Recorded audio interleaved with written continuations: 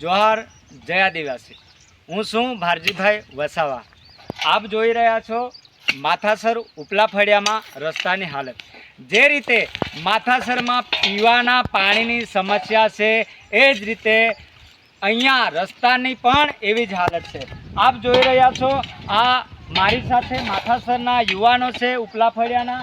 એ લોકો કોઈ 1 રૂપિયાની અપેક્ષા વગર જે માથાસરની જે રસ્તાની જે હાલત જુઓ છો, અને ઘણા બધા લોકોને નુકસાન થયું છે। આ રસ્તે ઘણા બધા લોકો કેવડિયા જતા હોય, સ્ટેચ્યુ ઓફ યુનિટી જતા હોય કે પછી ડેડિયાપાડા જતા હોય, તો એ લોકો આ યુવાનો નુકસાન જોઈને કેટલાક લોકોને વાગ્યું છે ત્યારે આ રસ્તાનું રિપેરિંગ કામ કરે છે। અહીંયા રોજગારીમાંથી પણ કામ કરવામાં આવતું નથી। આપ જોઈ રહ્યા છો, આગળ તમને હું વિડીયોના માધ્યમથી બતાડવા માંગીશ કેટલો ઊંડો ખાડો છે, અને એ ખાડામાં કદાચ કોઈ માણસ પડે ગાડી લઈને।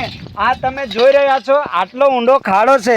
વહીવટી તંત્ર ચોમાસા દરમિયાન આ રસ્તા બાબતે જણાવેલું હતું, ત્યારે કોઈક વહીવટી તંત્ર દ્વારા રસ્તાના રિપેરિંગ માટે જેસીબી મોકલાવવામાં આવેલું હતું। એ જેસીબી માથાસર આખો દિવસ ઊભો રાખીને અને સાંજે ઘરે જતા રહેલા। એ જેસીબીએ કંઈ કામ કર્યું નહોતું। જ્યારે સરકારી જે સરકાર પાસેથી નાણાં આ રીતે ખોટી રીતે લોકો લઈ જાય છે, કાગળ પર કામ થતું હોય છે।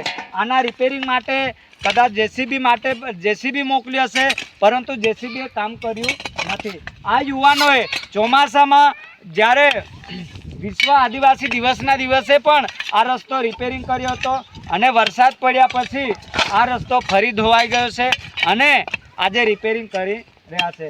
આ રસ્તે કોઈ પણ મહેમાન આવતા હોય એમને નુકસાન ન જાય, એના માટે અમારા યુવાનો જે નાના બાળકો, પોતાના નાના બાળકો પણ આવા ધૂપ તડકામાં લઈને કામ કરવા માટે આવે છે। યુવાનોને રોજગારી તો નથી, પરંતુ ફ્રીમાં કોઈ માણસને નુકસાન ન જાય, કોઈ માણસને વાગે નહીં, એ માનવતા દાખવીને અમારા યુવા મિત્રો કામ કરી રહ્યા છે।